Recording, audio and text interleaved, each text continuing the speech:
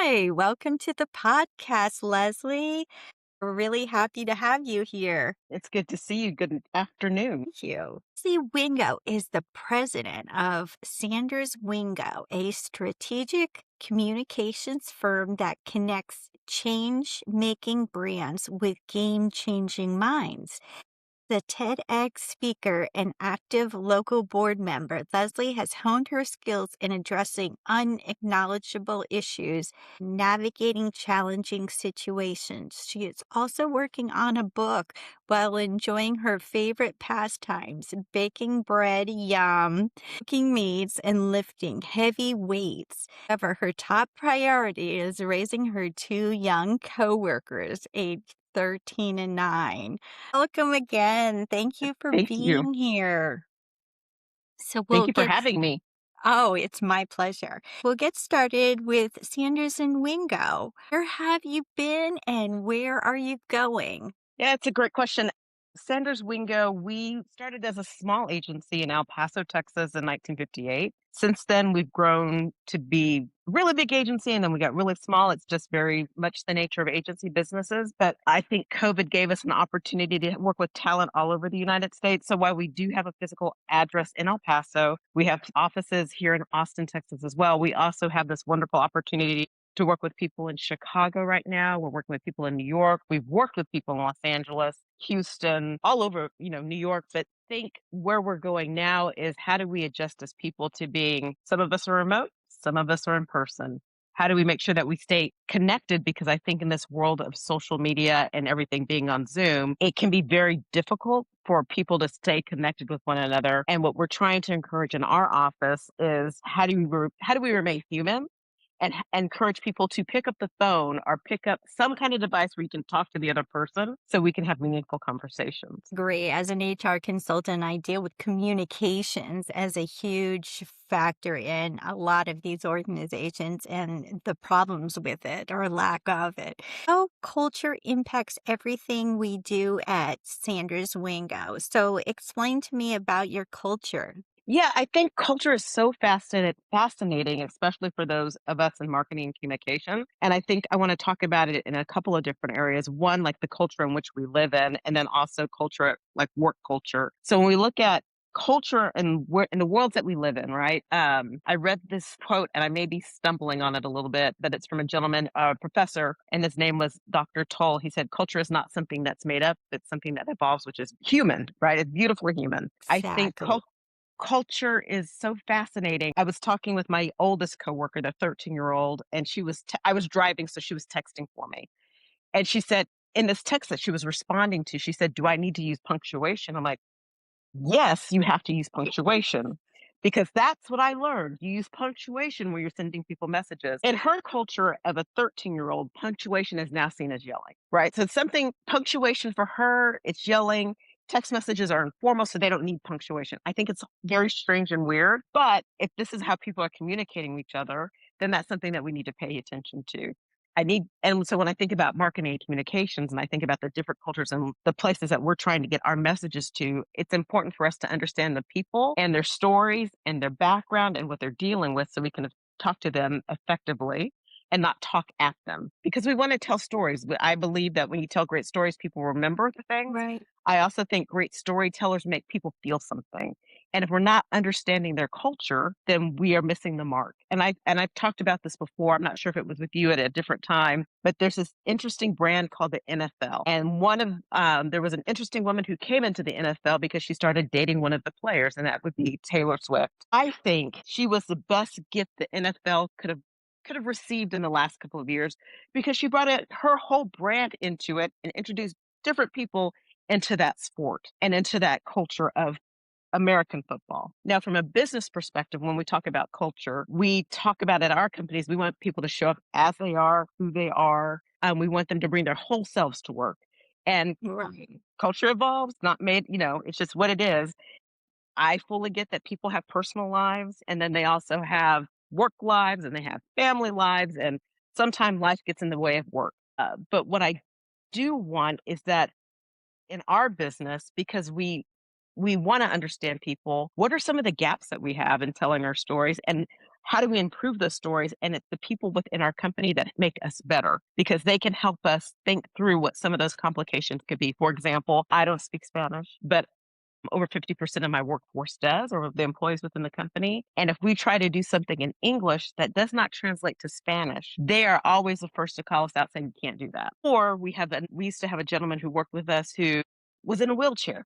And what was beautiful about that is he would say, that's not going to work for me because of these things. Therefore, it's not going to work for the audience for these things. And have you thought about these other things? All of this to say is it's humans are complicated, they're messy, but I think that's what makes us beautiful is that we're all very different. And I think different is something that we should celebrate because I think that's what makes up the culture. And the culture is always changing, it's always evolving, it's always growing. I will go back to my culture, my coworker to just round it out.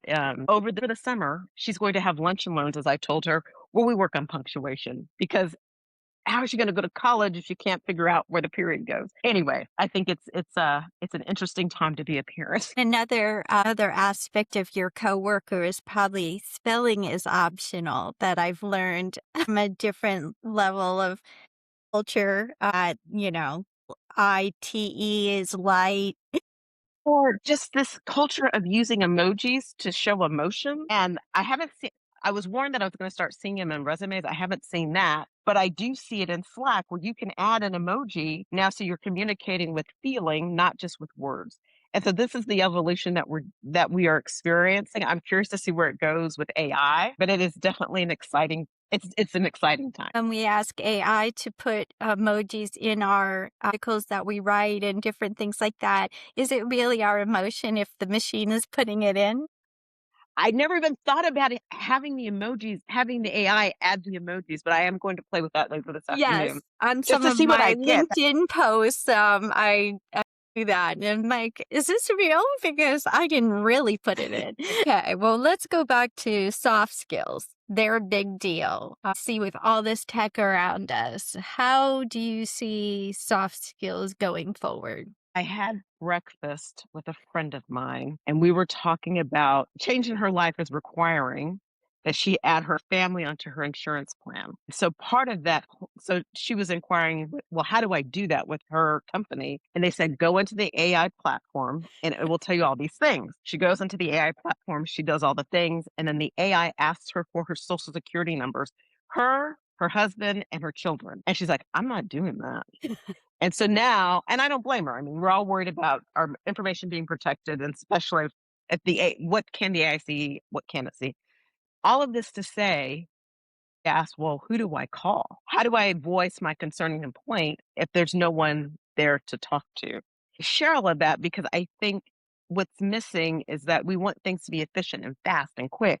But what part of the humanity are we losing when you just can't pick up the phone and solve a 30-second problem quickly? And so soft skills become important because I find that as I get older, and as people are coming in underneath me, the way my communication style is very different than their communication style. And they have the ability to send a beautiful email. But if there is a challenge within the office or a challenge with a client or a challenge anywhere, they don't know they will be avoidant and they will not talk about the conversation. They think the conversation is hard. And so instead of walking through the mess, they walk all the way around it and nothing is resolved. And I want to make sure that people in my office are having those hard conversations because if we don't have those hard conversations, then that just makes a bigger mess and it just gets bigger and bigger and bigger. The other thing I will share is the soft conversation is also this ability to understand people for what they might be dealing with. When I facilitate groups, I give them 30 seconds to draw a picture of a bat. Draw a picture of a bat. Sometimes what I get back is the baseball bat, and then sometimes it's the animal that flies. I live in Austin, Texas, where we have lots of bats. And all of that to say is I call it a bat exercise because what you say and mean may be different than what I say and mean. And getting to that part of the conversation where, oh, what you meant to say and what I heard and vice versa is completely different. That's where the soft skills come in to clean up a mess or to prevent a mess or to, go into a client meeting where you shine brighter than you ever thought you could. I would love for there to be more soft skills with with the workforces that are coming in. And then on the other side of that, I would also like for people my age to also welcome the opportunity to learn like some of the things the younger generations are learning as well. Exactly. Cross develop. Exactly. Cross develop. I'm going to have to write that one down. Cross development. I have a lot of conversations where the employee comes into HR and says, have a problem with this person. And I said, have you told them? It's like, Uh-huh. woo, oh, I haven't told them. Have you had a conversation with them? No, I haven't had. Well, let's start with that. My advice is complain to somebody who can do something about it. I am not your first line of defense of somebody who could do something about it. And then I realized, I've told people this, have the hard conversation. You just need to go have the conversation. But I've never given anybody the tools to go have the conversation. And I think part of what we're dealing with is how do you have a hard conversation before you have that hard conversation with yourself? Like, what role did I play in getting us here? And Yeah. then how do I set this in so it's not a fight from the beginning, but more of Volatile. Yes. yeah, the collaboration. And so yeah, these are some of the things that we're working through, especially when you have some people who are remote and then some people who are in office and a mixture of the both. And some people are, flying from point A to point B. Yeah, it's all going back to, I feel like there's this connection with people that has been lost. And it's what we need to bring back. How do we get people reconnected in a very genuine way, not in a very distant way? To basics. Yeah, back to basics. We're all going to the playground and we're going to sit in one sandbox. Exactly. All right. Well, the unicorns we need in marketing. What would that be about? So now it's so interesting. So now that we're in a place where we're looking at growing our company, so we started as an advertising agency in '58, and now we've evolved into this company where advertising is one tool in our toolbox. Do a lot of marketing communications. I wouldn't say experiential, but definitely where people are engaged with one another at different events. And what we are looking for, and I tell my team all the time, I'm like, we need unicorns. I need somebody who can do more than one thing. So, can they be a copywriter and a strategist? Can they be a designer and a great presenter? Can they be more than one thing? Can they be a whole person instead of just by the function of what they do? And it's interesting when I ask for unicorns, they're like, well, what do you mean? I said, well, I need somebody who can look at a media plan and also look at it with the lens of a creative on how we can make these things bigger, or how do we make them better, or how do we think about solving something for our client in a very different way. And I think the more skills people have coming into the workforce, the better they will be. Because we're all about storytelling. We need great storytellers, and storytelling can live online, it can live in person, it can live in a presentation. And so we need people who can present really well, who are not afraid to present. And oh, by the way, we still need you to do these other things. And oh, by the way, we may need you to do other things because the technology is changing all the time. So these lifelong learners, these people who are just like, let's just see what happens. These are the unicorns I think that I know my company needs, and I would imagine that other companies are looking for unicorns as well. Oh, And so yes. it becomes this job description. Like, how do you write the job description? I'm like, well, we can't write it the way we were writing it. So how do we write it for the person that we're really looking for? And so we're playing with those kind of things and looking for people who are just different and who can bring things to the table that are smarter than the way we think, because it'll make us smarter. We don't have to be the smartest people in the room, but we do want to work with people who Exactly. are great at what they do. Yes. We need mind flexibility. Yeah, and it's interesting because some of the things that, it goes back to the flexibility of being able to solve a conflict, right? There's something happening in the system and the process that's changed that those skills are not necessarily learned until you get into the workforce. I would like for somebody else to take on that responsibility before they come and apply for a job with Sanders Wingo. But I'm going to push it on somebody else. No, right? And so, and then part of Okay. it is I like to read. I like to read business books on occasion, but how do we get people to journal and read so they can think through some of the things before they come and ask me to solve the problem, right? How do we get them to have this flexibility, the creative flexibility with their brains to do things we never thought of before? I know. I don't I know. don't know. Take their Maybe phones away. Exactly. Take their phones away, and we're actually gonna just go sit and talk and, with no distractions. Right. No computer help. We're just going to have discussion. Exactly, exactly. Oh, why is it important to work well with others and Mm. for clients and for the company and just being able to communicate effectively? Yeah, I think people confuse kindness with being nice. And my biggest example, or the example that I would use is somebody was really nice one day and I was talking to them and they didn't tell me I had spinach in my teeth. And then I talked to somebody later and the kind thing was they told me I had spinach in my teeth. Like, I don't know why the other person just didn't tell me I had spinach in my teeth. And so when we think about kindness, it's not, for me anyway, it's about you know, getting to the truth in a way where everybody can hear it and understand it. Not to be mean, not to be nasty, but if we cannot have kind conversations, we cannot have relationships that function well. And because in my business we are talking about things all the time and with clients, and some of the conversations are about business growth, not just for us, but for the people that our clients outside of the company. We have to have functional relationships to say, that's not going to work here because of XYZ. And then the other person responding with, it's a improv technique, yes, and what if we did? Because we don't want people to shut down. And I Right. think when we don't have functional relationships, makes everything 50% harder than it needs to be. And it does not have to be that hard. And I can see, and it's something that I'm trying to teach my coworkers, the itty bitty ones, the 13-year-old and the 9-year-old. When there's a problem, you have to talk about the thing and you can push back. It doesn't have to be, "I'm not gonna do it," but it does need to be, framed up in a way where people can hear it and understand it, so they get your point of view so you can keep going. Does it work every time? Absolutely not. But I think it is better than doing the nice thing, which is, "I'm not gonna say anything at all. I don't wanna hurt their Right. feelings." It's just not gonna work, so I'll just deal with it. Doesn't do anything but make the problem more complicated. I can see, like, having functional relationships at work, but then as a parent with 2 kids that are in school, how do you have that functional relationship with teachers in the school or with other parents? Because sometimes, kids act like kids, and you have to have that conversation with somebody else's parent.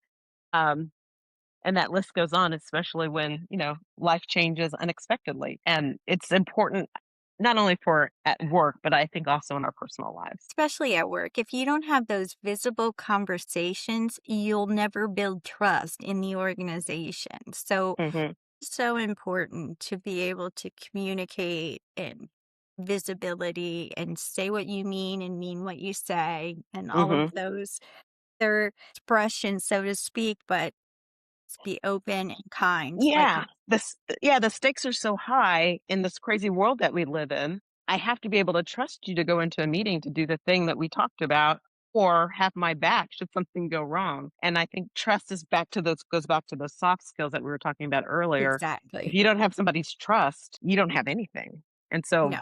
yeah, we have to have these relationships so we can get through our day. And there's a lot of stuff that's going on outside of, our day to day that makes life a little bit harder all the time. So I don't want to, I want to be able to trust the people that I live, work, and play with. Exactly. Hmm. Wow, this was a really dynamic conversation. I really enjoyed talking to you. Is there anything else you'd like to share with the people about your organization or anything that you're leaning into right now? Yeah. One of the things that I will share about Sanders Wingo again, that we've been around since 1958. We want to work with brands and organizations that want to cause, in my view, positive change that are not, I wouldn't say, unapologetic about doing the right thing. And we want to work with people who see people for who they are. And that is all of that's all different versions because I think difference is good. And I also know people hate two things changing the way things are, but we're all going to change and things are going to be the way they are, but we're all going to grow. And I think for Sanders Wingo, we just want to work with really great people who want to do good in the world. So that's what I would share. Wonderful. Inclusivity is Yeah. what you want to do. That is nice. I really, again, enjoyed having you here. You are inspirational and I appreciate it. And I guess we'll end our conversation with that. All right. Thank you so much. Have a good week. Thank you.